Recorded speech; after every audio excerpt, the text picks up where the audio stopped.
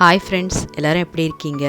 இன்றைக்கி நம்ம சிந்து சிங்கிங் கிச்சனில் கேரளா ஸ்பெஷல் பழம்பொரி எப்படி செய்கிறதுன்னு பார்க்கலாம். இப்போ தேவையான இன்க்ரீடியன்ட் பார்த்துடலாம். இந்த மாதிரி நேந்திரம் பழத்தை கட் பண்ணி ஸ்லைஸாக வச்சுருக்கேன். இது கொஞ்சமாக ஜீரகம், மஞ்சத்தூள், பிஞ்ச் ஆஃப் சால்ட்டு, இது கருப்பு எள்ளு, சுகர் எடுத்துருக்கு, மைதா ஒரு கப்பு, இது அரிசி மாவு ஒரு அரை கப்பு.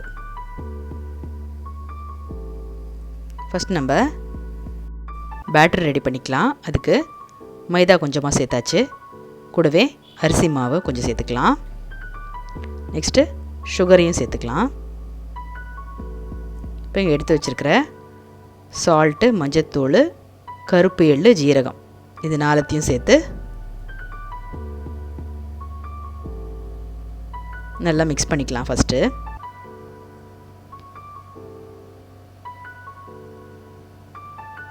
இப்போ நல்லா மிக்ஸ் பண்ணதுக்கப்புறம் கொஞ்சம் கொஞ்சமாக தண்ணி சேர்த்து நல்லா இந்த பேட்டரை மிக்ஸ் பண்ணி எடுக்கலாம். இப்போ இந்த மாதிரி ரொம்ப திக்காகவும் இல்லாமல் தண்ணியாகவும் இல்லாமல் மிக்ஸ் பண்ணி ரெடி பண்ணி வச்சுக்கலாம்.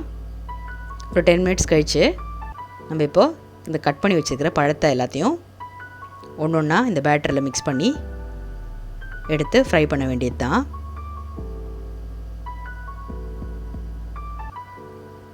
இந்த மாதிரி நம்ம ஒன்று ஒன்றா இந்த பேட்டரில் டிப் பண்ணி எடுத்து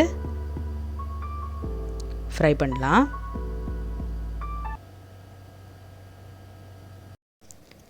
அதோ போகின்றது ஆசை மேகம், மழையை கேட்டுக்கொள்ளுங்கள். இதோ கேட்கின்றது கோயிலின் பாடல், இசையை கேட்டுக்கொள்ளுங்கள். இந்த பூமியே பூவனம், உங்கள் பூக்களை தேடுங்கள். இந்த வாழ்க்கையே சீதனம், உங்கள் தேவையை தேடுங்கள். நிலா காய்கிறது, நேரம் தேய்கிறது, யாரும் ரசிக்கவில்லையே, இந்த கண்கள் மட்டும் உன்னை காணும். இப்போது மெதுவாக எல்லாத்தையும் நம்ம திருப்பி போடலாம்.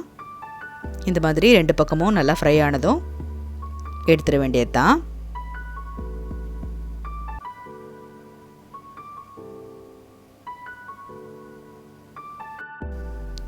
இப்போது கேரளா ஸ்பெஷல் பழம்பொரி ரெடி ஆகிடுச்சு. இது நல்ல ஒரு ஸ்நாக்ஸு. கண்டிப்பாக ட்ரை பண்ணி பாருங்கள். சிந்து சிங்கிங் கிச்சனுக்கு மறக்காமல் லைக் பண்ணி, ஷேர் பண்ணி, சப்ஸ்கிரைப் பண்ணிவிடுங்க.